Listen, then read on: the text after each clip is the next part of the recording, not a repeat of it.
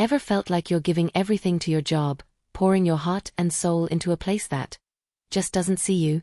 Where the promises are empty, and the promotions go to, well, let's just say the office newbie with the slicked back hair and the boss's ear.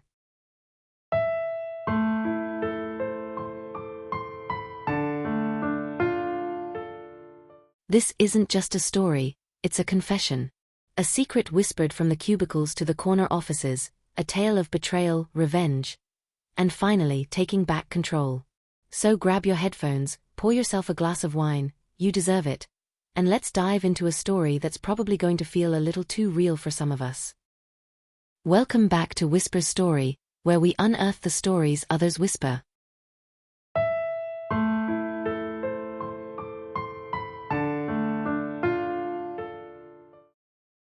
Okay, buckle up, buttercups.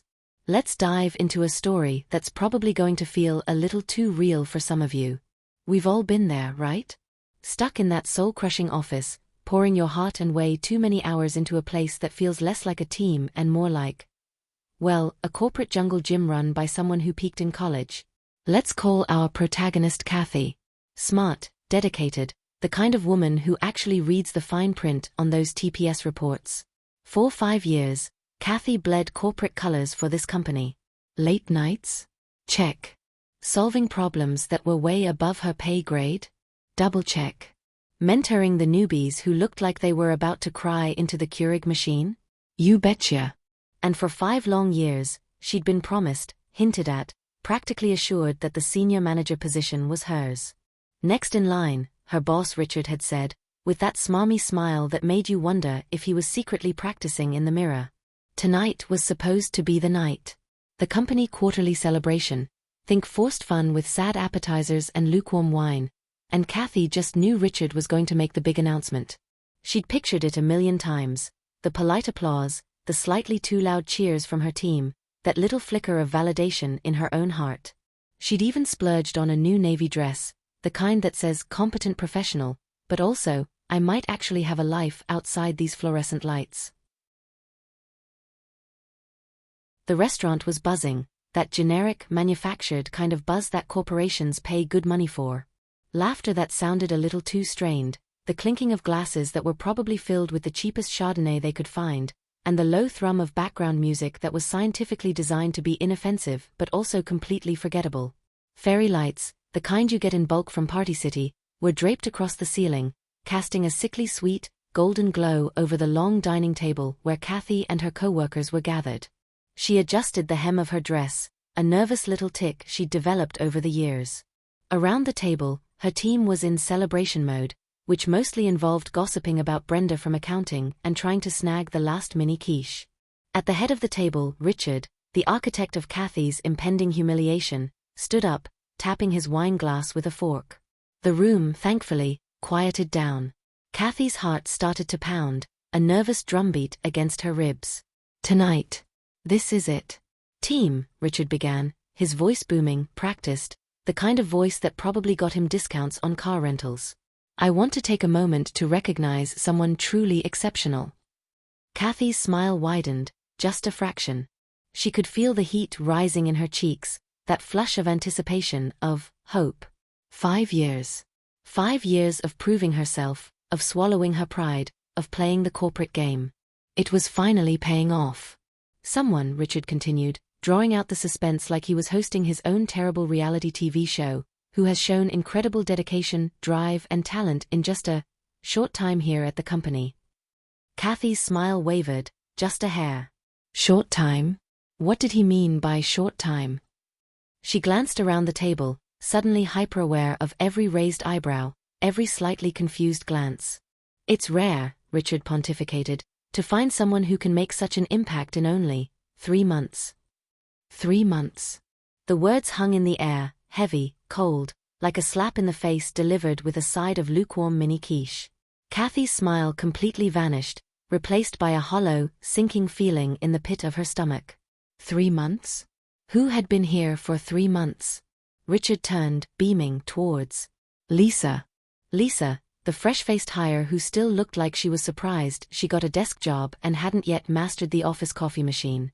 Lisa, who Kathy had mentored for the past 3 months, patiently explaining the intricacies of their archaic CRM system and the unwritten rules of office politics.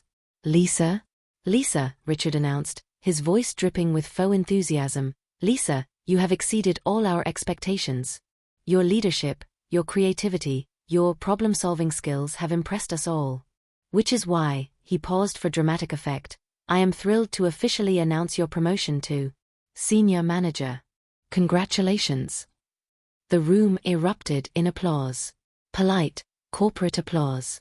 Kathy sat frozen, her fingers clenching around the stem of her champagne glass so tightly she thought it might shatter.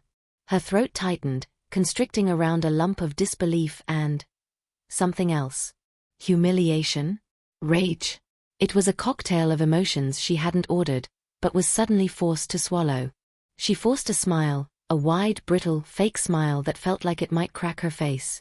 She clapped, mechanically, along with the others, as Lisa stood up, blushing, giggling, and graciously accepting her new title. This wasn't happening. This couldn't be happening. It felt like the floor was tilting beneath her feet, the fairy lights blurring into a dizzying swirl. Richard, oblivious, or maybe just expertly cruel, turned towards Kathy, as if remembering she existed. And of course Kathy, he said, his grin widening, that smarmy smile now feeling positively venomous. You've been such a valuable member of the team. Valuable member. That was it? After 5 years? A hollow acknowledgement, a pat on the back, a corporate participation trophy for showing up and not setting the office on fire. We appreciate everything you do, he finished, with the sincerity of a used car salesman. Kathy swallowed the lump in her throat, forcing her smile wider, brighter, more desperately fake than ever. Of course, she managed to choke out, her voice sounding strangely distant, even to her own ears. Lisa absolutely deserves it. She lifted her glass in a toast, the champagne sloshing precariously close to the rim. Richard nodded approvingly, like she'd just recited the company mission statement backwards. She does a lot more than you already, Kathy, he said, his tone light, almost teasing. You should take notes. Laughter rippled around the table. Awkward, uncomfortable laughter, but laughter nonetheless. Lisa giggled, a nervous, high-pitched sound, muttering, "Oh, I wouldn't say that." But the words were out there, hanging in the air like a toxic cloud, a blatant, public humiliation disguised as a joke. Kathy laughed along with them. What else could she do? Cry? Beg? Ask him, right here, in front of everyone, why he had strung her along for months, leading her to believe she was valued, only to publicly discard her for the shiny new toy. Instead, she lifted her glass to her lips and took a slow, deliberate sip of champagne, the bubbles feeling sharp and bitter on her tongue. The night went on. Somehow. Kathy smiled, she chatted, she even, God help her, celebrated Lisa's promotion. But inside, a storm was brewing. A slow, simmering rage, mixed with a deep, aching sense of betrayal. It felt like every ounce of loyalty, every late night, every extra effort she'd poured into this company was being thrown back in her face, covered in corporate issue glitter and lukewarm Chardonnay.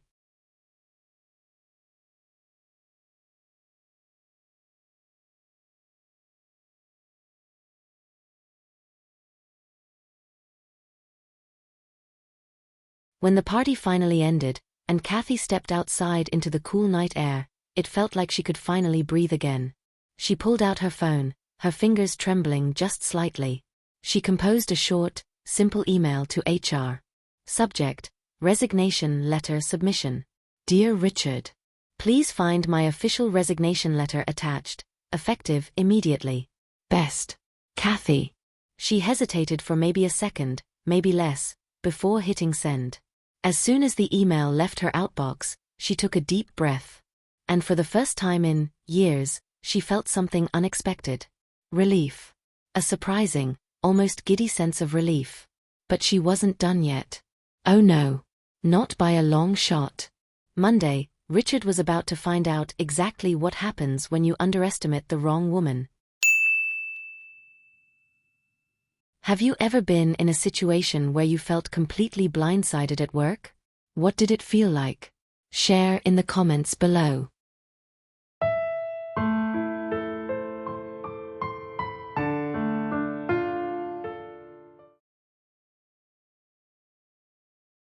Monday morning. Usually, Kathy dreaded Mondays. The sluggish start, the mountain of emails, the endless meetings that could have been emails. But this Monday was different. There was a lightness in her step, a quiet hum of satisfaction vibrating beneath her skin. Her resignation letter was already sitting in Richard's inbox, a digital ticking time bomb. He had no idea what was coming. At first glance, everything seemed normal. The receptionist, bless her perpetually cheerful heart, greeted Kathy with a bright smile. Her co-workers were gathered near the break room, the usual Monday morning coffee clatch, gossiping about weekend plans and complaining about the commute. Even Lisa was already at her desk, basking in the afterglow of her undeserved promotion, looking like she'd won the office lottery. Kathy felt a strange pang of, not pity exactly, but something close to it for Lisa. It wasn't Lisa's fault. Lisa hadn't orchestrated this humiliation. She was just collateral damage, a pawn in Richard's ego-driven game. No, the real problem, the source of the simmering rage, sat in the corner office. Richard. The man who had lied to her face for months, making her believe she was valued, only to discard her like she was. Well, like she was replaceable. Kathy took her time settling in. Calmly placing her bag beside her desk, booting up her computer, moving with a deliberate slowness that was the opposite of her usual Monday morning rush. She wanted Richard to come to her. She wanted him to feel the weight of what he'd done. And right on cue, as if summoned by her silent will, his office door swung open with a dramatic flourish. "Kathy," Richard barked, his voice sharp, strained, not his usual smooth corporate drone. "My office. Now." The entire floor went silent. The coffee clatch dispersed like startled birds. People exchanged nervous glances, heads popping up over cubicle walls, eyes wide with a mixture of fear and morbid curiosity. No one had ever heard Richard sound like that before. Urgent. Confused. Desperate. Kathy stood up slowly, deliberately smoothed her blouse, and walked towards his office. Each step felt powerful. The click of the door closing behind her echoed in the sudden silence of the office. Richard was already seated at his desk, his back ramrod straight, his posture radiating tension. Her resignation letter was printed out, stark white on his mahogany desk, like a formal declaration of war. He looked up as she sat down across from him, his eyes scanning her face, searching, as if trying to decipher whether this was some elaborate, unfunny joke. "You're leaving?" he stammered, his voice incredulous, laced with disbelief. "Yes," Kathy said calmly, folding her hands in her lap, meeting his gaze directly. "Effective immediately." "But why?" he sputtered, the corporate mask starting to crack. "This is so sudden. We didn't discuss this." Kathy let out a soft, humorless laugh. "We didn't discuss Lisa's promotion either, Richard. But here we are." His jaw tightened, a muscle twitching in his cheek. "Kathy," he said, his voice regaining some of its corporate steel, "that wasn't personal. She just outperformed you. She's been here for 3 months." Kathy tilted her head, studying him, a detached, almost clinical curiosity creeping into her gaze. 3 months, she repeated slowly. "And that trumps 5 years of what exactly, Richard? Incompetence? Laziness? Or just being me?" Richard leaned forward, his elbows on the desk, his tone shifting, softening, trying to regain control of the situation. "Kathy, you know I appreciate you, right? You've been such an important part of this company for 5 years. I don't want to lose you." Kathy stared at him for a long moment, taking in the sheer audacity of his words. "You don't want to lose me," she repeated, raising an eyebrow, a flicker of amusement dancing in her eyes. "But you had no problem overlooking me for a promotion I worked years for. You had no problem laughing when I was publicly humiliated at my own celebration party. And you had no problem telling me to take notes from someone who just got here." Her voice remained calm, even, but each word landed like a small, precise jab. His expression shifted, his usual smug confidence beginning to crumble, replaced by a flicker of something. Panic? Regret? "Look," he said, running a hand through his thinning hair, a gesture of frustration, of losing control. Maybe I made a mistake. Maybe I should have handled it differently. But you resigning, out of nowhere. This isn't the right move, Kathy. You're making an emotional decision.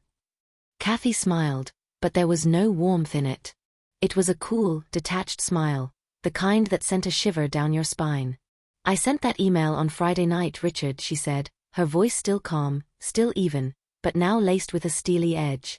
If this was just emotion, I would have stormed out that same evening. But I didn't. I planned this. And I'm leaving, on my terms. His hand curled into a fist on the desk, his knuckles white. He wasn't used to losing. Especially not to her. So what's your plan? He snapped, his voice sharp now, the corporate mask completely gone, revealing the petulant, insecure man underneath. Go to one of our competitors? Because I have to remind you, Kathy, that we have non-compete agreements. Kathy laughed again, a genuine laugh this time, a sound of pure, unadulterated amusement. Oh, Richard, she said, shaking her head, a hint of pity creeping into her voice. You have no idea. She stood up, towering over him, finally reclaiming the power he had so carelessly tried to steal. I don't need to go to a competitor. He frowned, confused, the panic in his eyes intensifying. What do you mean? Kathy took a deep breath, relishing the moment, the sweet, sweet taste of vindication. Do you remember Andrew Carter? The CFO you let go last year? Richard tensed. Of course he remembered Andrew Carter. Andrew had been one of the company's most valuable executives, a financial whiz who had actually understood the numbers, unlike Richard, who mostly understood how to take credit for other people's work. But Andrew and Richard had clashed. Too many times. Andrew had dared to question Richard's decisions, to challenge his authority. And Richard, being Richard, had forced him out, convinced he was replaceable. Andrew reached out to me a few months ago, Kathy continued, watching the color drain from Richard's face. He's starting his own firm. And he wanted me to lead the operations department. A director-level position. She paused, letting the weight of those words sink in. I turned him down. At first. I was loyal to this company. She leaned in slightly, lowering her voice, making him strain to hear her next words. But Friday night changed everything. I called him right after I left the party. And he made the offer again. And this time, I accepted. Silence. Pure, unfiltered shock. Richard stared at her, his mouth slightly agape, like a fish gasping for air. You're leaving for Andrew's company? He finally managed to choke out, his voice tight, strained. I start next Monday, Kathy confirmed, a small, satisfied smile playing on her lips. He opened his mouth, closed it, then exhaled sharply, a sound of defeated resignation. Kathy, he pleaded, desperation creeping into his voice. Be reasonable. This company has been your home for 5 years. We can work something out. We can talk about. I don't want to talk, Kathy interrupted smoothly, cutting him off mid-sentence. This decision is final. He clenched his jaw, his eyes hardening, the panic replaced by a flicker of anger. You won't be able to come back, he spat out, a pathetic attempt at a threat. Kathy smiled, a genuine, confident smile this time. Richard, she said, her voice soft but firm, I won't need to. She turned, walking towards the door. Just before she stepped out, she paused, glancing back over her shoulder. You know, Richard, she said, her voice just loud enough for him to hear, it's funny how you only realize someone's worth when they walk away. And then she walked out, closing the door behind her, leaving him alone with the consequences of his own monumental stupidity. And it felt amazing. What's your power move when you know you're being undervalued? Have you ever resigned in a way that felt particularly satisfying? Tell us about it.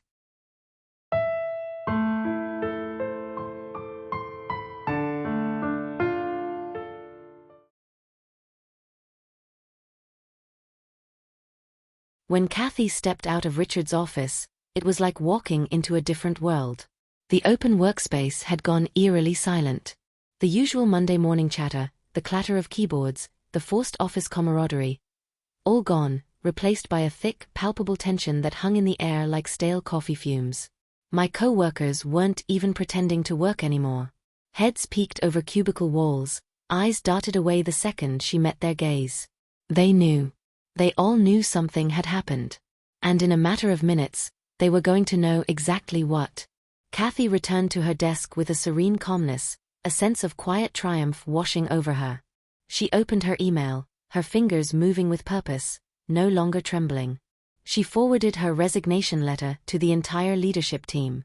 Subject: Official resignation notice, effective immediately. To the leadership team. Please accept this email as formal notification that I am stepping down from my position at company name, effective immediately. It has been an experience I will not forget. Best. Kathy. Simple. Professional. But the underlying message, the unspoken declaration of war, was crystal clear. I'm done. And you're going to regret this. A few seconds later, the first whisper started. A low murmur that rippled through the open office like a tremor. Then another whisper, louder this time, more confident. And then another. The wildfire had begun. Kathy didn't have to wait long. Within minutes, Rachel, one of the few people she actually trusted in this place, was practically sprinting towards her desk, her eyes wide with shock and concern. Rachel, who had always been a quiet observer, a voice of reason in the corporate chaos. Kathy, Rachel breathed, her voice barely above a whisper, is it true? Kathy turned, meeting Rachel's gaze, giving her a small, sad smile. Yeah, Rach, she said softly. It's time for me to move on.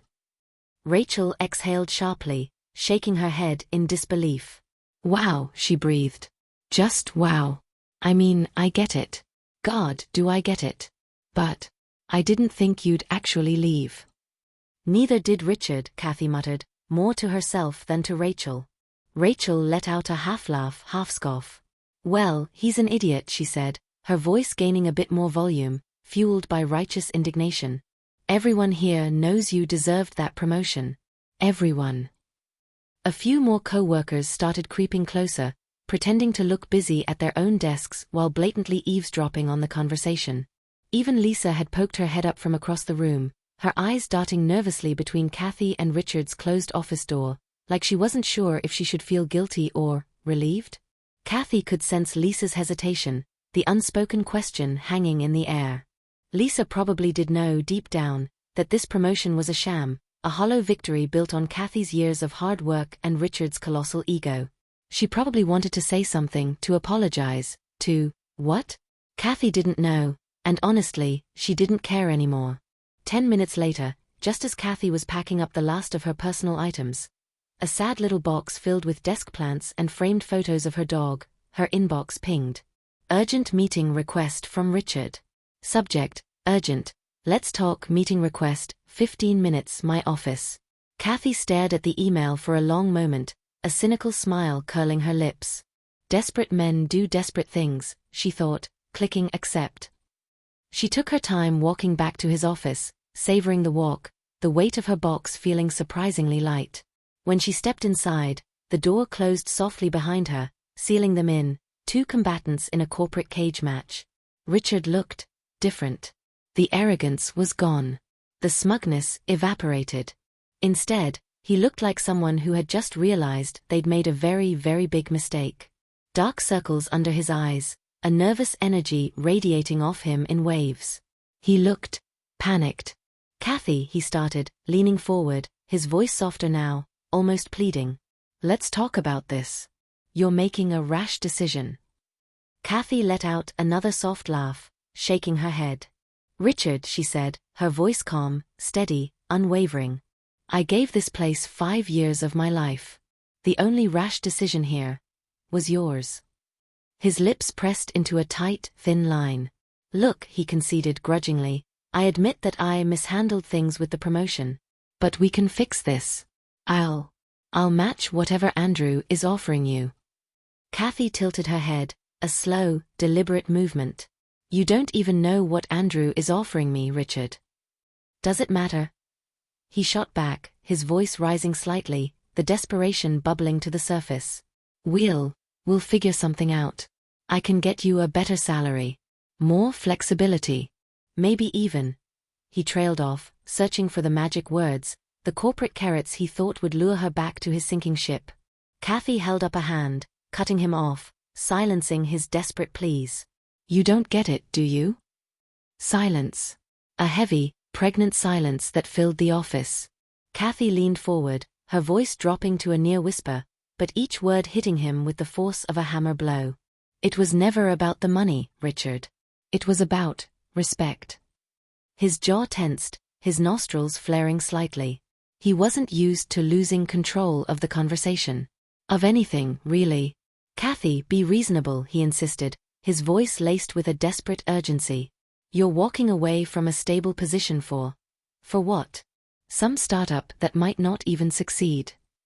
Kathy smiled, a genuine, confident smile, the smile of a woman who knew her own worth, who had finally broken free. That startup, she said, her voice ringing with conviction, is being run by someone who values my contributions.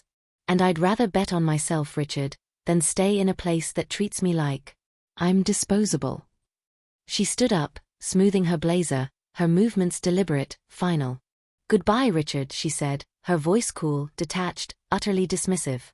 And with that, she walked out, leaving him sitting there, defeated, drowning in the wreckage of his own ego. Packing the last of her things felt surreal. Like watching someone else's life play out in fast forward. As she carried her box to the elevator, a few co-workers clapped softly. Small, hesitant acknowledgments of her silent victory. They knew. They all knew. Even Lisa, still sitting at her desk, finally gathered the courage to stand up and walk towards her, her face a mask of guilt and confusion. Kathy, Lisa stammered, her voice barely audible. I didn't know. Kathy raised an eyebrow, a silent question hanging in the air. Didn't know what, Lisa? Didn't know you were benefiting from my humiliation? Didn't know you were being used as a pawn? Lisa's mouth opened, then closed again, words failing her. She knew, of course she knew. She might not have orchestrated it, but she had certainly benefited from Kathy's loss. It's fine, Lisa, Kathy said, her voice surprisingly gentle, almost pitying. Enjoy the promotion. Lisa flinched, as if Kathy had slapped her. But Kathy was already stepping into the elevator, the doors sliding shut, sealing her off from this toxic chapter of her life. As the elevator descended, she let out a slow, deep breath. This wasn't just the end. This was the beginning. Knowing your worth is non-negotiable. And sometimes, the most powerful network you have is the one you've built through genuine connection and hard work. People remember how you make them feel. Don't underestimate that.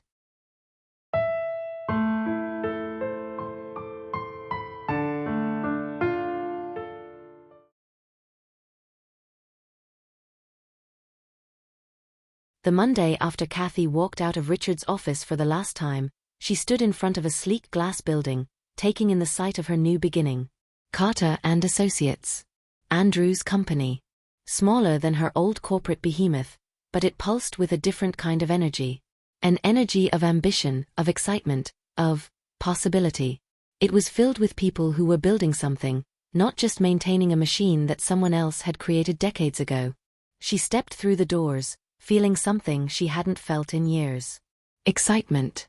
A genuine, bubbling excitement that had been suffocated under the weight of corporate drudgery for far too long. No more being overlooked. No more being undervalued. No more Richard. As she rode the elevator up to the top floor, her reflection in the mirror-like doors looked different. More confident. More alive. This wasn't just a new job. This was freedom. The moment she stepped into her new office, a real office, with floor-to-ceiling windows and a door that she could actually close, a novelty she hadn't experienced in years, she knew she had made the right choice. The morning was a whirlwind of introductions, meetings, and onboarding. But everything about it felt different. Authentic. Human. For starters, people here actually listened. During her first leadership meeting, Andrew turned to her, smiling, a genuine warm smile that didn't feel forced or practiced. Kathy, he said, I want you to take the lead on our new initiative. We're restructuring operations, and with your experience, you're the best person for it. Just like that. No begging, no proving her worth over and over again, no corporate song and dance. They already knew her value. It was understood, respected. Kathy nodded, suppressing the urge to glance around and see if this was some kind of test, some hidden camera prank. I'd love to, she said simply, her voice filled with a quiet confidence she hadn't realized she'd been missing. A few of her new colleagues smiled in approval. Andrew nodded, as if he had expected no other answer. This was how things should be. No games, no politics, just respect. The first sign that things were falling apart at Richard's company came just 2 days after she left. Her phone buzzed with a message from Rachel. Rachel, Kathy OMG Richard is losing it. Kathy smirked, a small, private smile of satisfaction. But she kept reading. Rachel, he had to call an emergency meeting because no one knows how to handle half the things you used to do. Turns out Lisa doesn't actually do more than you already. She doesn't even know what she's doing LOL. Kathy laughed out loud, a genuine hearty laugh that echoed in her spacious new office. Of course. Of course Richard had overestimated Lisa's abilities and monumentally underestimated hers. Arrogance, it seemed, was a terrible business strategy. A second message popped up. Rachel, oh and get this, 3 clients already reached out asking for you by name. When they found out you left, they were not happy. A rush of satisfaction, warm and heady, flooded through Kathy. Richard had spent years taking her for granted, treating her like a cog in his corporate machine. And now, he was learning a lesson he should have learned a long time ago: some people are not replaceable. That afternoon, while reviewing strategy documents in her new office, feeling more engaged and energized than she had in years, her assistant poked her head in. Kathy, you have a call on line 1. It's a company called Dawson and Company. They said they used to work with you and want to discuss moving their account over. Kathy blinked, momentarily stunned. Dawson and Company. One of the biggest clients at her old company. One she had personally cultivated and managed for years. Put them through, she said, keeping her voice steady, professional, even though her heart was pounding a little faster. A moment later, she heard the familiar voice of Mark Dawson, the CEO, a gruff but fair man who always valued competence and results. Kathy, he said, warmth in his tone. Heard you moved to Carter and Associates. Let's talk. Kathy leaned back in her chair, a slow, confident smile spreading across her face. Of course, Mark, she said, her voice smooth, professional, and just a hint, triumphant. What can I do for you? Within a week, 3 of her former company's biggest clients had reached out to her, all expressing the same frustration. Things aren't the same since you left. We don't feel like we're in good hands anymore. If you're leading operations at Carter and Associates, we're interested in moving. And so, one by one, they did. Kathy wasn't stealing clients. She didn't need to. They were leaving on their own, drawn by loyalty, by trust, by the simple fact that they valued her, not the company she used to work for. Richard, meanwhile, was scrambling. Rachel kept feeding her updates, a steady stream of corporate carnage. Rachel, Lisa is drowning. She's so not ready for this role at all. Rachel heard Richard yelling at the leadership team in a closed-door meeting this morning. Apparently, the board is furious about the client losses. Rachel, investors are not happy. Word is they're putting pressure on Richard to fix this fast. Kathy could only imagine the look on his face. The panic, the regret, the dawning realization that he had royally screwed up. And the best part? She wasn't even trying to hurt him. She was just thriving somewhere else. Have you ever taken a leap of faith in your career? What motivated you? Was it worth it?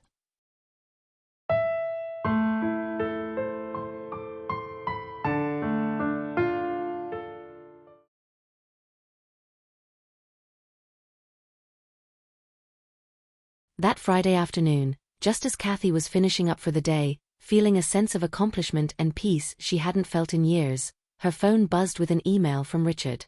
She raised an eyebrow, a cynical smile playing on her lips, and opened it. Subject: a proposal.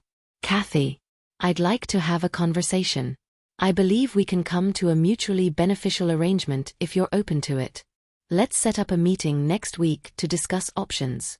Looking forward to your response. Richard. Kathy leaned back in her chair, laughing softly. Mutually beneficial arrangement? He was desperate. And for the first time in 5 years, Kathy held all the power. She stared at Richard's email for a few moments, letting the sheer irony of it settle in. The man who had dismissed her so easily, the man who had laughed at her expense, the man who had told her Lisa does a lot more than you already. That man was now groveling, reaching out, begging for a meeting. And she knew exactly why. His carefully constructed corporate world was crumbling around him, client by client, dollar by dollar. She took her time crafting her reply, no urgency, no desperation, just calculated, icy control. Subject, a proposal. Richard. I'm available for a brief meeting Monday at 10 a.m. Let me know if that works for you. Best. Kathy. She hit send and closed her laptop, a sense of quiet satisfaction settling over her. She wasn't walking into that meeting to negotiate. She was walking in to watch him squirm. At precisely 10 a.m. the following Monday, Kathy walked back into the familiar glass office building she had left behind weeks ago. Everything felt different, stale, oppressive. The receptionist hesitated before greeting her, unsure if she was a guest or a ghost from the past. Employees stole glances as she passed by, their eyes filled with a mixture of curiosity and pity. They all knew. They all knew what had happened. And then, she stepped into Richard's office. He looked terrible. Worse than last time. Dark circles under his eyes, his face pale and drawn, a nervous energy radiating off him, his fingers tapping restlessly on the desk. He wasn't the same arrogant, self-assured man who had belittled her weeks ago. He was broken. Thanks for coming in, he said, forcing a tight, strained smile that didn't reach his eyes. He gestured to the chair across from his desk. Kathy sat down, crossing her legs, placing her hands calmly in her lap, radiating an aura of quiet power. Of course, she said, her voice cool, professional. What's on your mind? He exhaled, a long, shaky breath, and leaned forward, his elbows on the desk, his posture radiating desperation. I won't waste your time, Kathy, he said, his voice low, urgent. We need you back. Kathy said nothing. She just let the words hang in the air, heavy with irony, thick with his desperation. He continued, rushing on, trying to fill the silence. I underestimated your role here. I'll admit that. But we can make this right. If you return, I'm prepared to offer you a substantial raise, a senior executive title, and full decision-making authority over your department. He sat back, clearly expecting her to be impressed, to be swayed by his desperate offer. Kathy tilted her head, studying him, her gaze cool, detached, almost pitying. So let me get this straight, Richard, she said, her voice slow, deliberate. You had 5 years to recognize my value. 5 years to promote me. 5 years to respect my work. She paused, letting her words sink in, letting him feel the full weight of his own incompetence. But instead, you passed me over for someone with 3 months of experience and told me to take notes on how to be better. And now, after losing key clients and watching your company spiral, suddenly you're offering me everything I deserved all along. Richard's jaw tightened, his face flushing red. Kathy, come on, he pleaded, his voice laced with frustration. Kathy held up a hand, stopping him, silencing his desperate justifications. Let me ask you something, Richard, she said, her voice still calm, still even, but now laced with a subtle undercurrent of steel. If I never left, would I be sitting in this chair right now? Would you have given me this offer out of appreciation? Or are you only doing it now because you're losing control? His silence spoke volumes. He tried to mask it, to hide it behind a veneer of corporate professionalism, but Kathy saw it in his eyes. The truth. He never saw her worth until it cost him everything. Kathy let out a small, amused laugh, shaking her head. That's what I thought, she said, her voice soft, almost dismissive.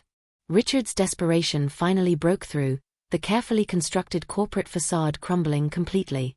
Kathy, be smart about this, he pleaded, his voice raw, urgent. You have history here. A future. Do you really want to throw away all the hard work you put into this company? Kathy smiled, a genuine, confident smile, the smile of a woman who had finally found her power. Richard, she said, standing up, smoothing her blazer, her movements radiating strength and finality. You still don't get it, do you? She leaned slightly forward, meeting his gaze directly, holding it, unwavering. I never needed you, Richard. You needed me. And now, you're finally realizing that. His face darkened, his eyes narrowing, but Kathy could see it, the flicker of panic behind the anger, the fear in his gaze. She turned, walking towards the door, ready to leave this toxic chapter behind forever. But she paused just before stepping out, glancing back over her shoulder, a final parting shot. You should take notes, Richard, she said softly, echoing his own humiliating words back at him, a perfect, poetic act of corporate karma. Maybe next time, you'll learn to value the people who actually make your company run. Then, she walked out. And this time, she never looked back. Back at Carter & Associates, things were thriving. Client roster had nearly doubled. More and more companies were leaving Richard's sinking ship, drawn to the stability and competence of Kathy's new firm. And then, on a quiet Friday afternoon, Rachel sent her one final update, one last piece of corporate gossip that made Kathy laugh out loud. Rachel, Richard just got fired. Rachel, the board forced him out. They couldn't recover from all the client losses. Kathy leaned back in her chair, sipping her coffee, a slow, satisfied smile spreading across her face. Perfect. Richard had thought she was replaceable. Turns out, he was. And Kathy? She was exactly where she was meant to be. Building something real. On her own terms. And finally truly valued. Sometimes, walking away isn't just about escaping a bad situation. It's about creating space for something better to come into your life. Don't be afraid to leave the gilded cage behind, even if it feels scary. Your worth isn't defined by a paycheck or a title. It's defined by you.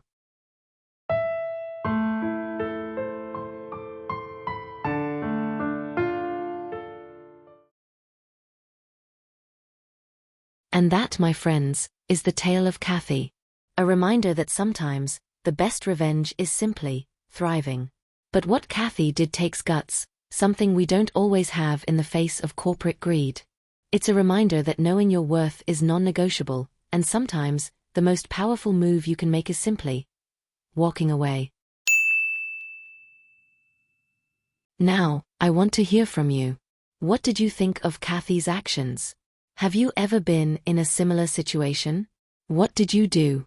Share your thoughts in the comments below. I personally read and respond to them. If you enjoyed this story and want to hear more tales of corporate drama, personal triumphs, and the occasional whisper of revenge, make sure to subscribe to Whisper's Story and hit that notification bell. New stories every day.